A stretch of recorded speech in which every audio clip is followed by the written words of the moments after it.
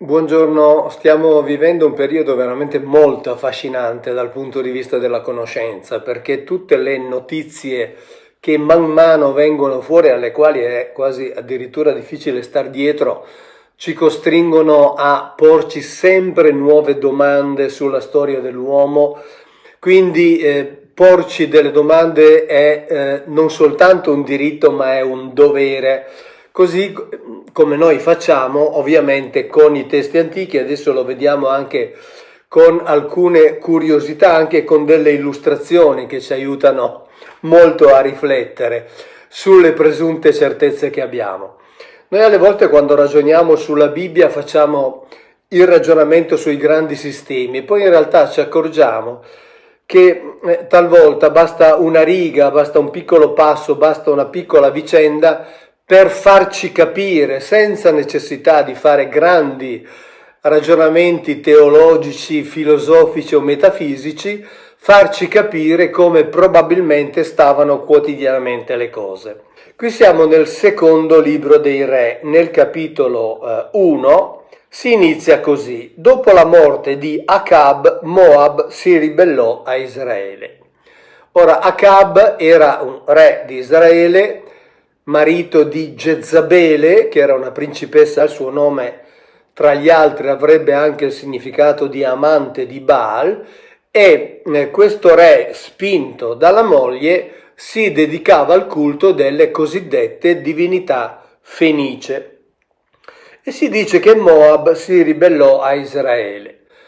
Moab era un popolo parente di Israele perché discendeva da Lot, nipote di Abramo, e la cosa interessante è che questa vicenda della lotta tra Moab e Israele trova una conferma extra biblica, una conferma straordinaria di cui abbiamo già parlato, che è la stele di Mesha.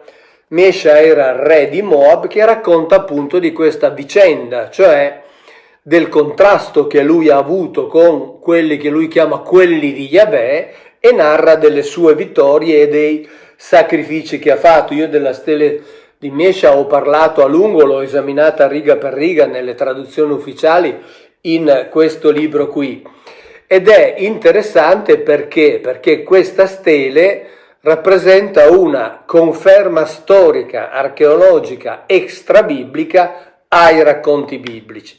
Quindi già questa prima riga, che apparentemente è così insignificante, in realtà porta con sé una valenza che ha dello straordinario, anche perché di Mesha parla la Bibbia, difatti ne parla poi qui nei capitoli successivi. Quindi Mesha è un re conosciuto dalla Bibbia ed è un re conosciuto dall'archeologia, quindi c'è questa conferma incrociata. Perché lui faceva sacrifici, anzi meglio, chiedeva riti in cui era implicata l'attività sessuale, e spesso gli israeliti abbandonavano Yahweh per recarsi da Baal Peor, richiamati dalle donne moabite, per celebrare questi riti a sfondo sessuale, e Yahweh li puniva ovviamente in modo durissimo.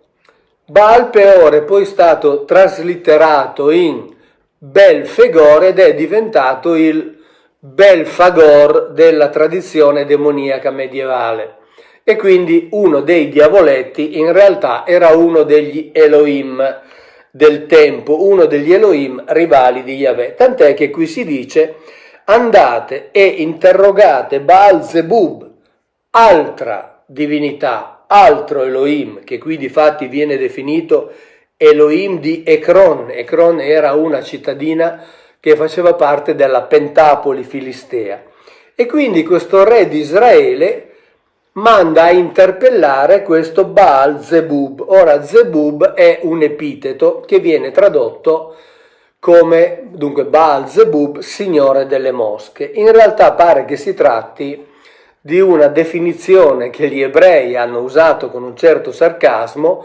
perché Zebuv indicava il principato, quindi Baal Zebub significava signore del principato, quindi un Elohim potente, che tra l'altro era legato anche al potere di guarire, così come altri delle cosiddette divinità del tempo. Ricordiamo che nella Bibbia c'erano i cosiddetti Raphael, che significa El che guarisce, quindi diciamo degli El specializzati, diremmo noi, in ambito medico.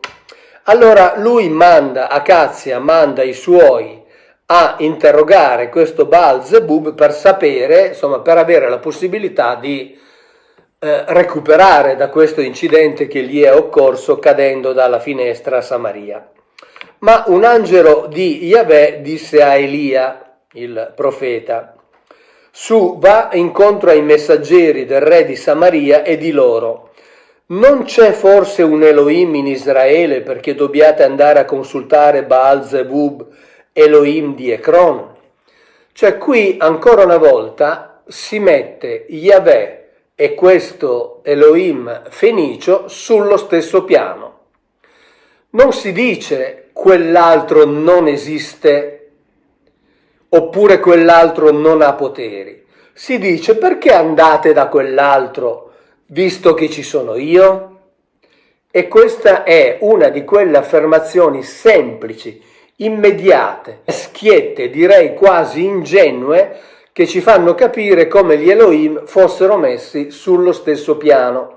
Addirittura questo re di Israele ne va a interpellare un altro, perché evidentemente, diciamo, per l'incidente che gli era occorso, si fidava di più di quell'altro.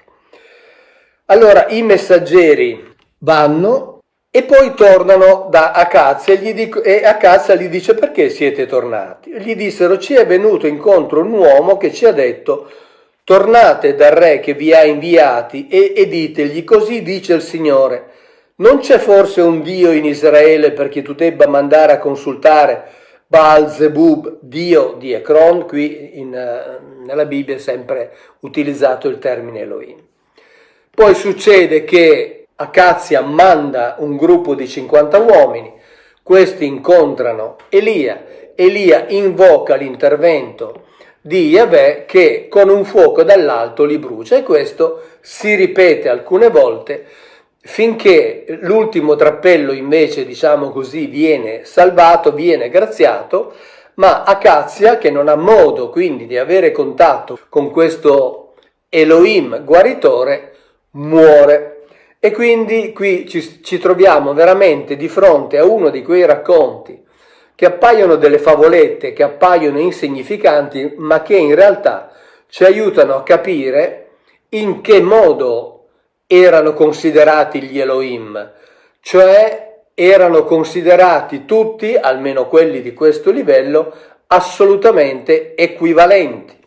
Così come l'Elohim di Moab, il primo che abbiamo citato, era un Elohim che regnava su una delle famiglie parenti degli israeliti. Quindi abbiamo veramente qui un'altra fotografia della distribuzione del potere degli Elohim in quel territorio, Elohim che si combattevano tra di loro, avevano le stesse caratteristiche, avevano le stesse prerogative e avevano anche sostanzialmente gli stessi poteri. Quindi siamo di fronte ad una situazione che appare chiarissima. Tra l'altro il discorso di Elia, che poi combatte, ha uno scontro, ha una sfida con i cosiddetti profeti di questo Baal rivale, cosa fa? Riesce a vincere questa sfida in un modo molto astuto, molto saggio, molto sapiente. Riesce attraverso le sue conoscenze ad incendiare un altare intero fatto di pietra con sopra la vittima, cosa che invece non riesce ai profeti del Baal, cioè del Signore, dell'Elohim, rivale di Yahweh. Quindi questi tipi di racconti sono quelli che, al di là dei grandi discorsi di teologia o di metafisica o di monoteismo, sono quelli che ci aiutano a capire la realtà quotidiana e fanno vedere come gli autori biblici in realtà parlassero di queste cose con assoluta tranquillità. Però c'è di più, c'è una curiosità. C'è qui all'apertura del libro dei Re pubblicata una xilografia. Questa xilografia è del 1625 e rappresenta proprio su questo lato il fuoco che cade dal cielo invocato da Elia, mentre da questa parte c'è la rappresentazione di Yahweh. E guardate un po' come è rappresentato Yahweh. Questa xilografia è stata messa in una versione vulgata della Bibbia approvata dal Papa, che precedentemente era stata approvata dal Papa Sisto V. E Yahweh è rappresentato comodamente disteso su un carro celeste, cioè su un carro volante con delle ruote. Quindi siamo nel 1625 e con assoluta tranquillità si rappresentava Dio in questo modo, cioè sul suo mezzo volante, cosa di cui abbiamo parlato moltissime volte. La cosa interessante è che questa xilografia appartiene ad un periodo nel quale in Europa si stava assistendo, a partire dai decenni precedenti, quindi dalla fine del 1500, ad una serie di fenomeni che avvenivano nei cieli e che sono stati rappresentati graficamente. Penso ad esempio alle sfere volanti nel cielo di Basilea, penso ai cilindri volanti nei cieli di Norimberga, penso a quella bellissima immagine di un oggetto volante che è stato visto nei cieli d'Arabia e che è stato pubblicato in un libro edito a Basilea, se non ricordo male, nel 1577. Di questo ho avuto la fortuna di vedere una copia presso un restauratore.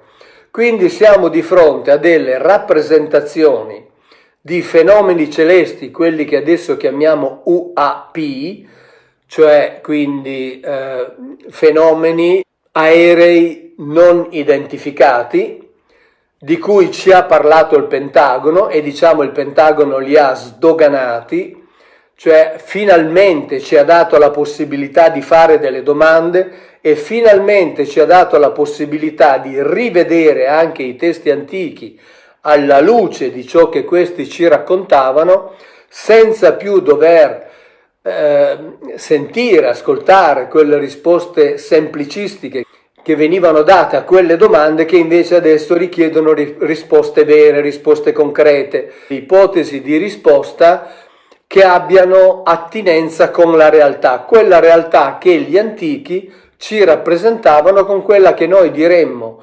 addirittura forse una ingenuità eccessiva, ma che per loro altro non era che realismo, perché non si ponevano i problemi che ci poniamo noi oggi e quindi raccontavano le cose come le vedevano senza necessità di doverle nascondere, come invece purtroppo è stato fatto con noi fino a pochissimo tempo fa, perché adesso invece la situazione è cambiata, lo abbiamo già visto, e quindi anche racconti semplici come questi possono essere rivisti alla luce, diciamo, di nuove ipotesi, di nuove consapevolezze e di nuove possibilità di porre delle domande che ci aprono un mondo veramente affascinante. Ciao, grazie e alla prossima.